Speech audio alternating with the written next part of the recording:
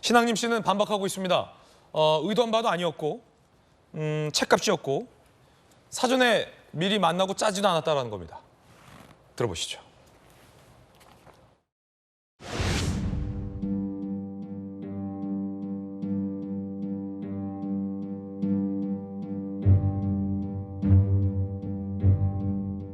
오늘은 어떤 부분을 위주로 소명하셨는지 정도는 사실대로 답변하였습니다. 판권 부분에 대해서는 어떤 게 맞다고 봐야 되는 거예요? 판권을 팔았다고 얘기한 적이 없어요. 그럼 계약서에는 왜 3월로 기재가 되어 있는 거예요? 계약 시점이? 그거는 김만배 씨가 무슨 이유인지 모르는데 그렇게 하자고 그래서 그걸 잘 기억을 못할 수도 있습니다. 그게 뭐 이 중차대한 문제가 아니라고 생각할 수도 있으니까. 재작년 여름에 화천대유 사무실 방문한 사실도 혹시 있으실까요? 재작년이라는 몇 년이죠? 21년도 여름입니다. 유령이 갔나요? 예? 유령이 갔나요? 가신 적 없으시면 없다고 말씀해 주시면 될 것 같습니다. 그러니까 유령이 갔으면 갔겠죠. 유령. 9월 15일에 처음 만난 거죠. 네. 그 장기간 동안 소통이 전혀 없다가. 뉴스타파 기자와 이런 보도 시점 같은 걸 협의했지 않느냐 이런 의혹도 있는데 저는 뉴스타파의 용역을 제공하는 용역 관계예요. 편집진의 결정에 참여하거나 그런 적이 전혀 없어요. 그럼 녹음 파일만 제공했다는 말씀이세요? 그렇죠. 언제 제공하신 거예요? 3월 4일이죠. 누군가에게 부탁을 받거나 특히 민주당 측 인사로부터 좀 부탁을 받거나 이런 부분 전혀 없나요? 여러분들, 제가 말씀드리기 전에 여러분들이 상상을 해서 지금 하는 질문이라고 생각을 해요. 여러 가지 가능성에 대한 질문을 드리는 거니까요. 가능성이? 제로. 거의 모든 걸 다 부인했습니다. 대가성 있는 금액이냐에 대해서도 책값. 그리고 화천대유와 사전에 방문해서 사전 교감설, 공작설에 대해서도 아니다. 유령. 그리고 민주당과의 어떤 연대에 대해서도 제로. 뭔가 단답식으로 잘 하시네요. 유령, 책값, 제로. 딱딱딱 부인을 했습니다. 검찰은 믿지 않고 있습니다. 뉴스타파의 입장도 나왔는데 앞서 JTBC는 완전히 사과했고 MBC는 해명 비슷한 사과를 했고 뉴스타파는 뭐라고 했을까요? 인터뷰 시점은 윤석열 후보로 결정되기 50일 전이다. 특정 후보 겨냥한 조작성 인터뷰는 불가능하다라고 반박을 했습니다. 검찰은 그게 아니라 유포한 시점이 본질이다 라고 뼈를 때렸습니다. 그러니까 뉴스타파의 이 반박은 조금 군색해 보입니다. 왜냐하면 인터뷰한 시점을 왜 뉴스타파가 지금 이야기할 필요는 없잖아요. 왜 대선 3일 전 그런 본인들이 보도했던 둔갑시켰던 기사의 본질과 전혀 다른 녹취록이 있는데 이걸 다 짜깁기 하고 왜 윤석열이 무마한 걸로 보도를 대선 3일 전에 했느냐. 이게 핵심인데 인터뷰가 이루어진 시점은 후보가 결정되기 전이었다. 이건 상식에 맞지 않잖아요, 김영준. 매우 바보스러운 답을 한 거죠. 저거는 인터뷰가 아니었다. 사적 녹음을 한 것이 우연히 제보가 들어와서 했다. 이렇게 답을 해야지 빠져나갈 수 있어요. 인터뷰를 했다고 얘기한 거잖아요. 했는데 우리가 50일 전에 해놨는데 그래서 말이 안 된다. 그것이 문제가 안 된다. 이렇게 하는 사람이 어디 있습니까? 신앙님과 뉴스타파의 말도 안 맞는군요, 지금. 말이 안 맞는 거죠. 사적 대화를 한 건데 우연히 아까 예를 들면 뭐 고급 피부 미용 우연히 가서 다른 거 하다가 얻어 걸렸는데 이렇게 했다. 근데 전문 없이 했다. 이렇게 해야지 그나마 말이 되는데 자기 스스로도 그걸 인터뷰라고 해요. 그게 바보 같은 짓이 말이 됩니까? 저는 그렇게 생각합니다. 예. 성추행 부의장 어떻게 보십니까?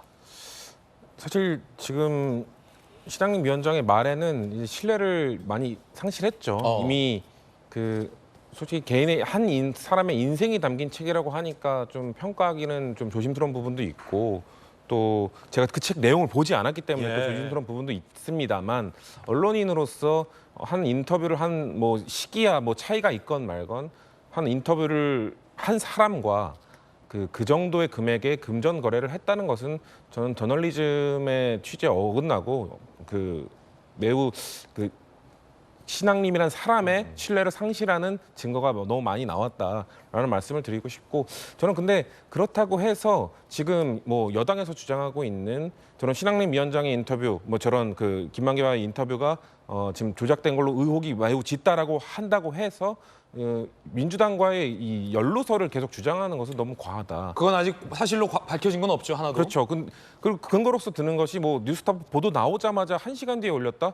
저는 대선 때 언론 모니터링 팀이 1시간 정도 안에 그 정도 기사를 찾아내지 못하는 거는 무능한 것이죠. 또 당연히 국민의힘도 그 정도의 모니터링은 하고 있었을 것이고 그렇기 때문에 그 정도 증거, 그건 증거라고 할 수도 없는 내용이고 연관설이 있다는 또 명백한 내용도 없는데 자꾸 공작설 이렇게 얘기하는 거는 좀 과도한 것이 있다. 그리고 전 김기현 대표의 발언이 지금 단어가 너무 거칠거든요. 뭐 야당과 민주당과의 의혹이 있는 것 아니냐라는 주장 정도도 지금 너무 과도한 것인데 마치 확신하고 저런 거친 단어를 써가면서 하는 것들이 너무 본인의 그 존재감이 없다라는 그런 세간의 평가에 대해서 반박하기 위해서 너무 과한 지금 김기현 대표의 평소 이미지와 맞지 않는 옷을 입고 행동하는 것 같아서 너무 보기 불편한 감이 있습니다. 예.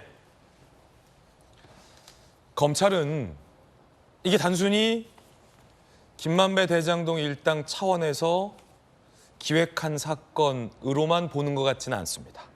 배후 세력을 밝히겠다라는 검찰 전원이 보도되고 있는 만큼 검찰은 무언가를 의심하고 있는 것 같고 여당은 그 배후가 이재명 캠프와 민주당이 아니냐라고 공세를 취하고 있고 민주당은 반박을 하고 있습니다. 앞서 여러 가지 논란들이 있었지만 하나하나 좀 정리된 느낌이에요. 김관삼 변호사님, 네. 뭐 김만배 씨는 허풍이라고 주장했지만 검찰은 허풍이 아닐 사전 기획 공작일 가능성에 대한 여러 가지 입증을 지금 하고 있는 것이고 뉴스타파는 의도적인 뭐 흠집내기 보도는 아니다라고 하지만 원본을 봤을 때 이미 짜깁기 허위 보도를 대선 3일 전에 의도적으로 한 것 아니냐라는 쪽으로 검찰은 지금 입증을 해 나가고 있고 이제 세 번째가 그건데요. 이 배후가 있냐 없냐. 특별수사팀은 꾸려졌어요.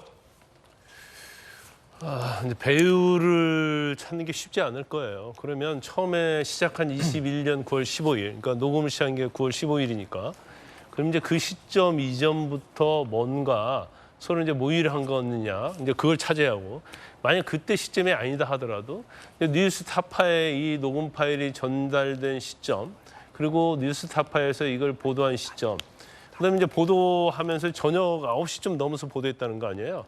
보도되자마자 다른 방송에서도 이걸 진위 여부를 확인해야 하는데 확인하지 않고 뭐 1시간 뭐 이쪽 저쪽에서 계속 막 보도한 거 아닙니까? 예. 물론 민주당 입장에서는 당시에 이제 대선에 아주 뭐 가깝게 있기 때문에 보도 나온 걸 인용해서 뉴스타파 보도에 의하면 이렇다.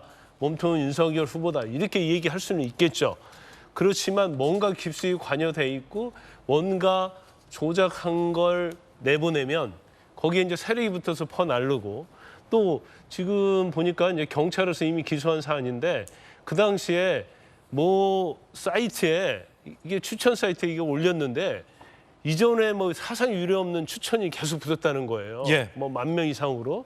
그래서 결국 경찰에서 조사해서 보니까 그것도 조작이다. 그러면 그런 세력들이 가입한 게 아니냐. 그러면 이런 세력들이 가입해서 이제 조직적으로 이러한 대선판 뒤집기를 하려고 한 게 아니냐. 그런 의혹은 이제 검찰이 갖고 있는 거예요. 그래서 뭐 돈 준 의혹도 나오고 있고 여러 가지가 있으니까 사실 이제 수사는 단서는 될 거고 지금 검사 10명으로 TF팀을 꾸렸습니다.